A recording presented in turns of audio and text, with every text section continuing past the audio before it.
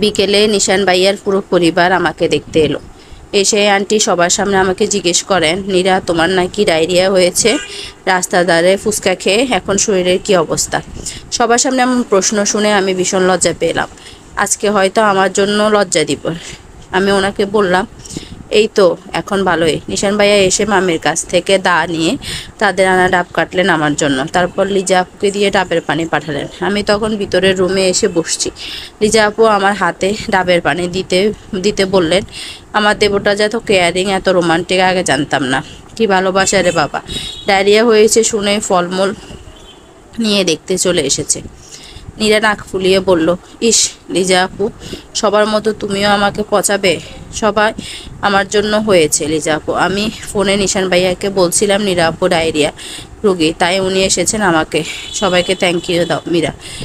তোরে তোরে লাথি মারা উচিত। ডাকডোল পিটিয়ে সবাইকে বলেছিস আমার ডায়রিয়া হয়েছে। নীরা নীরা ঝগড়া বাদ দে তো, এখন আর ঝগড়া করিস না। আমি গেলাম আমার শ্বশুর শাশুড়ির কাছে, তুইও একটু পরে আয়।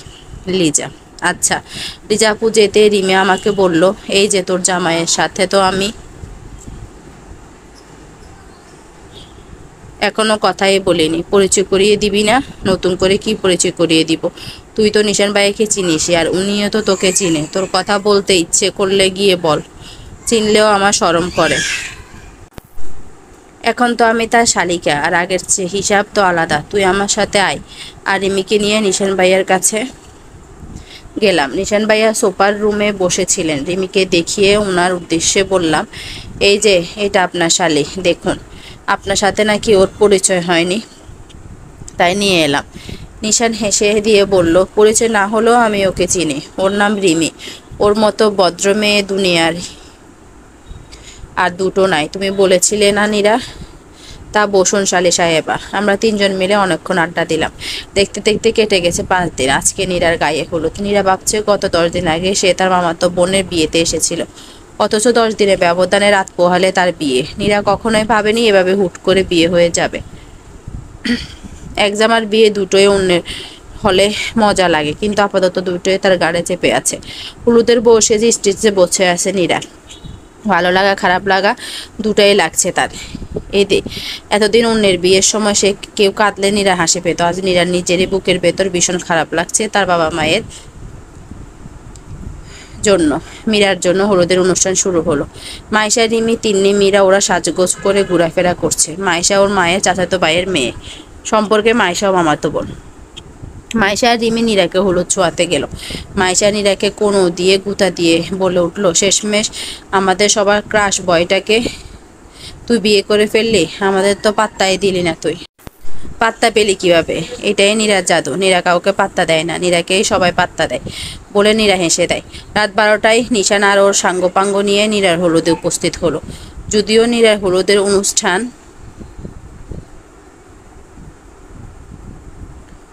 আরও 1 ঘন্টা আগে শেষ হয়েছে। স্টেজে বসে নীরা মেহেদি দিচ্ছিল। হঠাৎ কেউ একজন বলল, নিশান এসেছে। নীরা প্রথমে বিশ্বাস করেনি, এত রাতে নিশান আসবে কোথায় থেকে। পরে নিশানকে দেখে বিশ্বাস করলো। নিশান এসেই নীরার গায়ে হলুদ মাখিয়ে দিল। তোমাকে হলুদ লাগাতে সেই দূর থেকে চলে এসেছে, নিজের বউয়ের হলুদের অনুষ্ঠান বলে কথা। আহারে, তা আপনাদের বাড়িতে হলুদের অনুষ্ঠান করেননি? সব মেয়ে তো তোমাদের বাড়িতেই, আমাদের বাড়িতে কেউ নেই, সব ছেলে। ছেলেদের দিয়ে কি হলুদের প্রোগ্রাম জমে? আসুন আপনাকেও লাগিয়ে দিই বলে পুরো মুখে হলুদ মাখিয়ে দিয়ে হাহা করে হেসে দিলাম। হাসি দিয়ে সারতেও পারলাম না, নিশানও আমার মুখে মাখিয়ে দিয়ে হাহা করে হেসে দিল। এরপর নিশান ওর বন্ধুদের নিয়ে কিছুক্ষণ নাচলো। নিশানের নাচ দেখে হা করে তাকিয়ে রইল। মেয়ে হয়েও এত সুন্দর নাচতে পারে না। আর রাত 1টার দিকে নিশান ওর বন্ধুদের নিয়ে চলে গেল। মেহেদি উঠিয়ে আমরা ঘুমাতে ঘুমাতে রাত 3টা বেজে গেল। ঘুমে চোখে লেগে আসছিল। হঠাৎ বসার ঘর থেকে আম্মু খালামণিরা চিল্লাচিল্লি শুনতে পেলাম। শোয়া থেকে উঠে বসার ঘরে গিয়ে যা শুনলাম তা শোনার জন্য মোটেও প্রস্তুত ছিলাম না। নিশান ভাইয়াদের গাড়ি নাকি যাওয়ার পথে অ্যাক্সিডেন্ট করেছে। কথাটা শোনা মাত্র আমার বুকের ভেতর মোচড় দিয়ে উঠল। বাড়ির বড়রা সকলে সিদ্ধান্ত নিল নিশান ভাইয়াদের ওখানে যাবে। তারা সাথে সাথেই রওনা হয়ে গেল। আমারও যেতে খুব ইচ্ছে করছিল, কিন্তু তারা আমাকে নেয়নি। ঘরটা কিছুক্ষণের মধ্যে একদম নিস্তব্ধ হয়ে গেল। রিমি, তিন্নি ওরা সবাই ঘুমাচ্ছে। বাড়ির কেউ জেগে নেই আমি ছাড়া। আমার কেন জানি গলা ফাটিয়ে কাঁদতে ইচ্ছে করছিল। খবরটা শোনার পর থেকে ভেতরটা পুড়ে যাচ্ছিল। কয়েক ঘন্টা আগেও কত সুন্দর হাসি আড্ডা দিলাম, অথচ 5 ঘন্টা ব্যবধানে কি করতে চলছে না আর ভাবতে পারছি না। মহান আল্লাহর কাছে এখন একটাই প্রার্থনা, গাড়িতে থাকা সকলেই যেন ভালো থাকে, তাদের যেন বড় কোনো ক্ষতি না হয়। নীরাদের বাড়ির সকলে হাসপাতালে গিয়ে পৌঁছালো। সেখানে নিশানের বাবা মা, ভাই, লিজা আগেই ছিল। গাড়িতে নিশানের 6 বন্ধু ছিল, তাদের মধ্যে নিশান আর ওর বন্ধু সাগর গুরুতর আহত হয়েছে। ওরা দুজনের সামনের সিটে ছিল আর সাগর ড্রাইভিং করছিল, এই জন্য ওর গুরুতর আহত হয়েছে। বাকি বন্ধুরা ব্যথা পেলেও কোথাও মারাত্মক জখম হয়নি।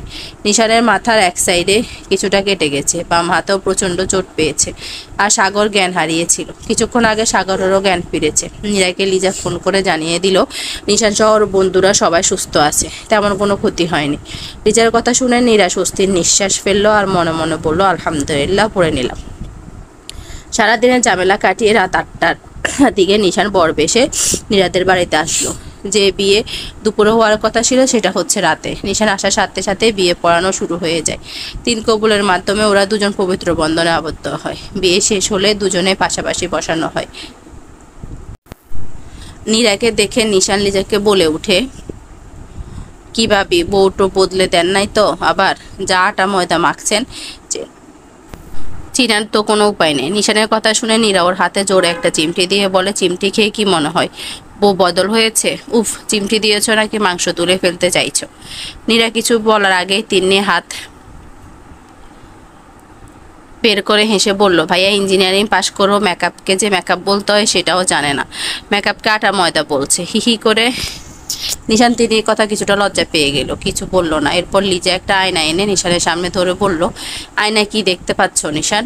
নিশান মুগ্ধ দৃষ্টিতে নিয়ে বলে উঠল, আকাশ থেকে নেমে আসা একটা পরী। নিশানের কথা শুনে রুমে সবাই হালকা চিৎকার দিয়ে শীষ বাজিয়ে ওঠে। এবারে নীরাকে জিজ্ঞেস করা হলো, নীরা উত্তর দেয়, আমিও দেখতে পাচ্ছি আকাশ থেকে নেমে আসা হ্যান্ডসাম একটা জিন। হিহি। নীরার কথা শুনে রুমে সবাই হা হা করে হেসে দেয়। এবার নীরার বিদায় দেওয়ার পালা। অন্যদের বিয়েতে বউদের কান্না দেখলে নীরার ভীষণ হাসি পেত, কিন্তু আজ পরিস্থিতি ভিন্ন। বাবা মাকে ছেড়ে যেতে তার ভীষণ কষ্ট হচ্ছে।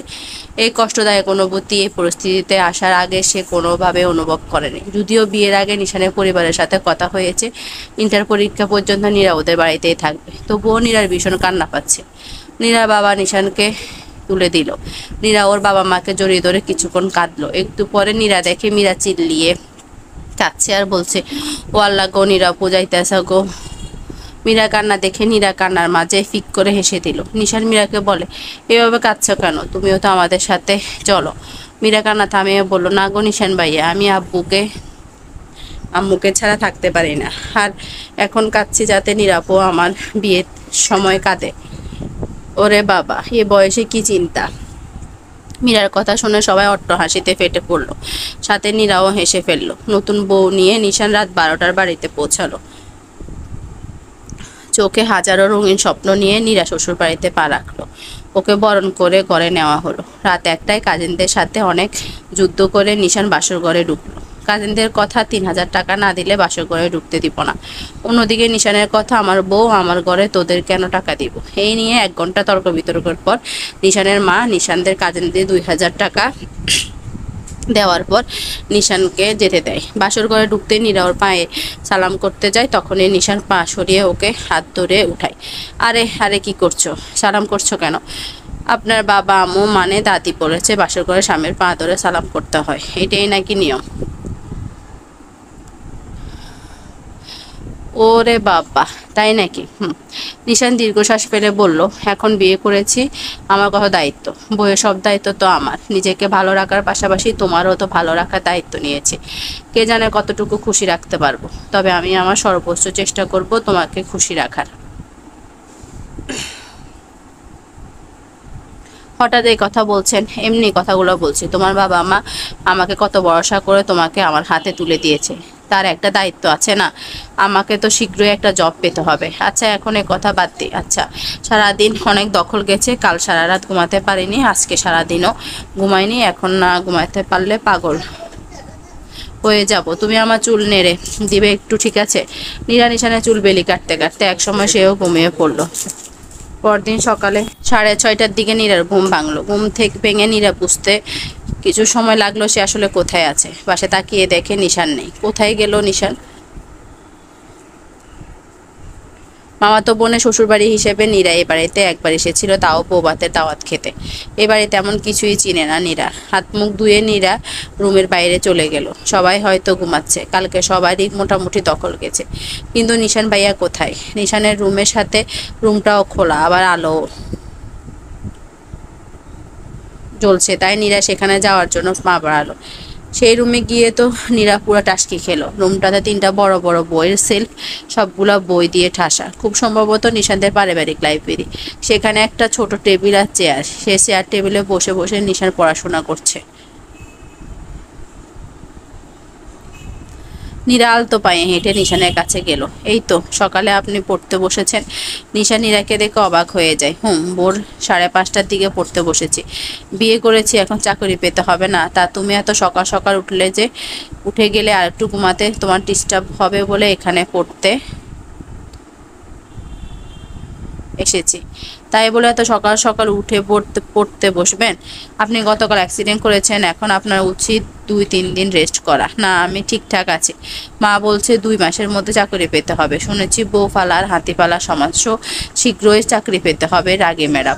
নীরা নাক ফুলিয়ে কামড়ে দিয়ে বলল, কি আমি হাতি? আরে না, হাতি বলবো কেন? লোকে মুখে এই কথাটা খুব প্রচলিত যে বউ পালার হাতি পালা এক সমান। এ কথাটা ব্যঙ্গ করে বলে না, বলে এই জন্য যে হাতি পাল্লাতে অনেক টাকার দরকার আর বউয়ের শখ পূরণ করতেও অনেক টাকার প্রয়োজন। আজ হাজবেন্ড যদি শখ পূরণ না করে তাহলে কে করবে? হইছে হইছে, আর ব্যাখ্যা করতে হবে না। আপনি পড়ুন, আমি যাই, দেখি লিজা আপু উঠছে কিনা। ঠিক আছে, বাই নীরা। ব্রেকফাস্ট করতে গেলে দেখা হবে নীরু। বলেই নিশা নীরার দিকে ফ্লাইং কিস ছুঁড়ে মারলো। ইস ডং বলে নীরা চলে গেল।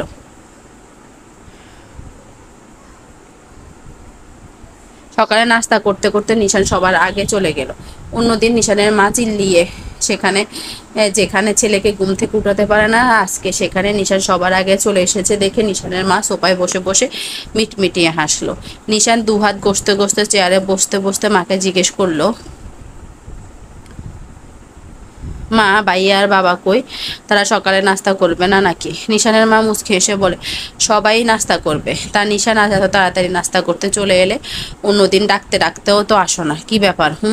লিজা গ্লাসে পানি ডালতে ডালতে কথাগুলো বলল।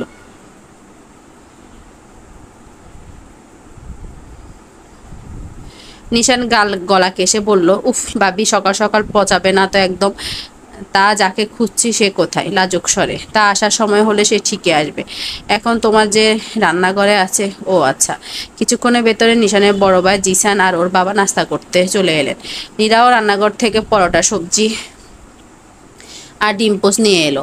সাথে 2 কাপ চা নিয়ে এলো নিশানের বাবা মায়ের জন্য। পরোটা আর সবজি মুখে দিতে না দিতে নিশান উচ্চস্বরে বলে উঠলো, ওয়াও, রান্না তো ফার্স্ট ক্লাস হয়েছে। আজকে পরোটা সবজির স্বাদ অসাধারণ, ডিম পোস্টটাও পারফেক্ট। নিশানের কথা শুনে ওর মাও বলে উঠলো,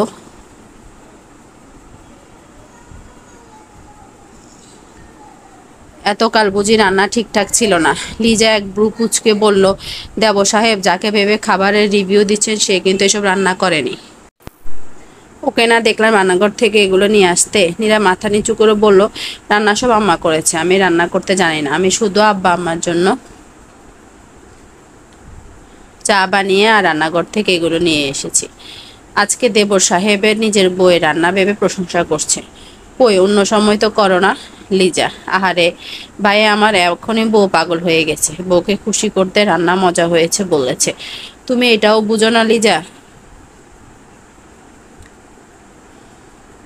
হ্যাঁ বুঝেছি তো, সেই জন্যই তো বললাম, আমার বিয়ের পর থেকে আজ অবধি একদিনও নিশানের নিচ থেকে ঘুম থেকে উঠে নাস্তা করতে আসেনি, অথচ আজ নিচ থেকে আগে তো এসেছে সবার মুখে দেওয়ার আগে রান্নার প্রশংসা করছে। লিজা, একে বলে বউয়ের? জিসান কথাটা শেষ করার আগে নিশান দাঁড়িয়ে গিয়ে বলল, আমি আর নাস্তাই করবো না, সবাই আমাকে লজ্জা দিচ্ছে বলে। বলে নিশান চলে যাওয়ার আগে ওর মাকে বলল, বাবা রাগ করিস না। কেন? কেন, ওরা তো মজা করছে। খেয়ে যা, খাবারের উপর রাগ করতে নেই। তাহলে নীরাকে দিয়ে নাস্তা রুমে পাঠিয়ে দিও। নিশান জিসান নিশানের কথা শুনে মজা করে কিছু বলবে, তার আগে ওর মা চোখ দিয়ে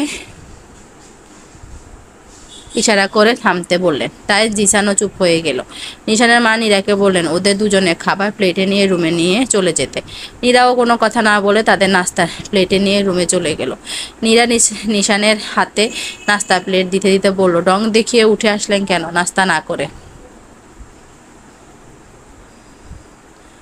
আবার আসার সময় আমাকে বললেন কেন নীরাকে দিয়ে নাস্তা রুমে পাঠাতে? কি করব, দেখছিলে না ভাইয়া ভাবি আমাকে লজ্জা দিচ্ছিল, তাও আবার বাবা মায়ের সামনে। ঠিক আছে, আরও লজ্জা দেওয়া উচিত ছিল। আপনাকে অতি পণ্ডিতি করে কে বলতে বলেছিল রান্না মজা হয়েছে? এতদিন বলেন নাই, বিয়ে করার পর তিনি বলছেন লজ্জা দেবে না তো কি করবে? আমি কি জানি যে তুমি রান্না করো না? তোমাকে দেখলে রান্নাঘর থেকে গেমে টেমে বের হচ্ছে, তাই ভাবছি তুমি রান্না করেছো। তাহলে আমাকে খুশি করতে এতক্ষণ মিথ্যার প্রশংসা করছিলেন? নিশা আমতা করে বলল, মিথ্যা বলতে যাব কেন? খাবার ভালোই লেগেছিল। যাই হোক, আমার প্রচুর খিদে লেগেছে, এখন খেতে দাও। খাওয়া শেষে নীরা এটো প্লেটগুলো রান্না করে রেখে আসার সময় শাশুড়ি ওকে ডাক দিল। নীরার রুমে গিয়ে দেখে লিজাপুও আছে। ওদের শাশুড়ি আলমারি খুলে 3টে শাড়ি বের করলো। তার মধ্যে 2টো জামদানি আর একটা ডিজাইনের শাড়ি, একটা লাল খয়েরি, অন্যটা জাম কালার। নীরার হাতে ওর শাশুড়ি নীল কাতান শাড়িটা তুলে দিয়ে বলল, নীরা আজকে হিসেবে অনুযায়ী তোমার বৌভাত হওয়ার কথা ছিল। আমরা বৌভাতের অনুষ্ঠান করতে চেয়েছিলাম, কিন্তু নিশান নিষেধ করেছে। ও বলেছে যেদিন ও চাকরি পেয়ে তোমার দায়িত্ব নিতে পারবে সেদিন ও বৌভাতের অনুষ্ঠান করবে। বৌভাত উপলক্ষে নীল কাতান শাড়িটা দিলাম। যদিও বৌভাত করছি না, তবু এই শাড়িটা সময় পেলে কোনো এক সময় পরে সেজেগুজে দেখাবে। জি আম্মা। নিশানের মা একবার লিজা নীরাকে জাম কালার আর খয়েরি কালারের জামদানি শাড়ি তুলে দিয়ে বলল, আমার খুব ইচ্ছে ছিল আমার 2 ছেলের বউকে আমি শাড়ি দিব, আর সেই ইচ্ছেটা আমার পূরণ হচ্ছে। তোমরা দুজনে আজ সন্ধ্যায় দুজনে এই শাড়ি দুটো পরবে। আমি আমার মেয়েদের মন ভরে দেখব। তোরা আমার মেয়ে বলে নিশানের মা ফুপিয়ে ফুপিয়ে কেঁদে উঠল। লিজা আর নীরা দুজনে অবাক হয়ে শাশুড়ির তুই ডাক শুনে। লিজাকে বিয়ের পর থেকে এখন পর্যন্ত কখনো তুই বলে ডাকেননি ও শাশুড়ি, আজ হঠাৎ কি হলো? ও শাশুড়ি নিজে থেকে বলা শুরু করে, আমার একটা পরীর মতো ফুটফুটে মেয়ে ছিল। আমার বিয়ে 4 বছর পর আমার কোল জুড়ে এসেছিল। সারাদিন একা একা কথা বলতো আর খেলতো। আমাদের গ্রামের বাড়িতে বিল্ডিং এর ছাদে রেলিং ছিল না। একদিন খেলতে খেলতে ও ছাদ থেকে পড়ে যায়। না, আমি আর সেদিনের কথা চিন্তা করতে পারছি না, চিৎকার করে। এরপর আমার শাশুড়ি শ্বশুরবাড়ির লোকজন আমাকে নানান কথা বলে। আমি প্রায় পাগলের মতন হয়ে যাই। প্রায় 2 বছর পর আমার কোল জুড়ে জিসান আসে। 6 বছর পর নিশান জন্ম নেয়। ছেলে দুটো হওয়ার পর আমি স্বাভাবিক হতে পারিনি। সবসময় আমি অসুস্থ থাকতাম, এখন অসুস্থ হয়ে যায়। মাঝে মাঝে মনে হতো নিশানের বউ হয়তো দেখতে হয়তো মরতে পারবো না, তাই ওকে তাড়াতাড়ি বিয়ে করিয়েছে। এখন আমার আশা পূরণ হয়েছে। দুটো লাল টুকটুকে বউ এনেছে। আমার মেয়ের অনেক শখ ছিল, তাই আমি ছেলের বউদের মেয়ে মনে করি। তোরাও আমাকে মা ভাববি। লিজা আর নীরা দুজনে নিচু স্বরে বলল, জি। নীরা আর লিজা সন্ধ্যায় শাড়ি পরে সাজগোজ করছিল। দুপুরে নিশান একটা কাজে বেরিয়েছিল, সন্ধ্যায় বাড়ি এসেছে। রুমে এসে দেখে নীরা সাজগোজ করছে। নিশান রুমে ঢুকতে ঢুকতে বলে, কি ব্যাপার হঠাৎ এত সাজগোজ? মা বলেছে আজ তার 2 মেয়েকে মন ভরে দেখবে। লাল খয়েরি শাড়িতে তো তোমার বউকে অনেক সুন্দর লাগছে। আমি তো এমনিতেই সুন্দর, এ আর নতুন কি? আপনিও গিয়ে রেডি হন, রাতে ডিনার করতে সবাই মিলে বাইরে যাব, মা বলেছে। ও মা, তাই নাকি? তাহলে তো আমাকেও নায়কের মতো সাজতে হবে। যাই গিয়ে তাড়াতাড়ি রেডি হই বলে নিশা রেডি হতে চলে গেল। রাতে ওরা সবাই মিলে বাইরে ডিনার করতে গেল। নিরা খুব ভালো লাগছে এমন একটা মায়ের মতো শাশুড়ি পেয়ে। সকলে ঘোরাঘুরি করে অনেক রাতে বাড়ি ফিরল।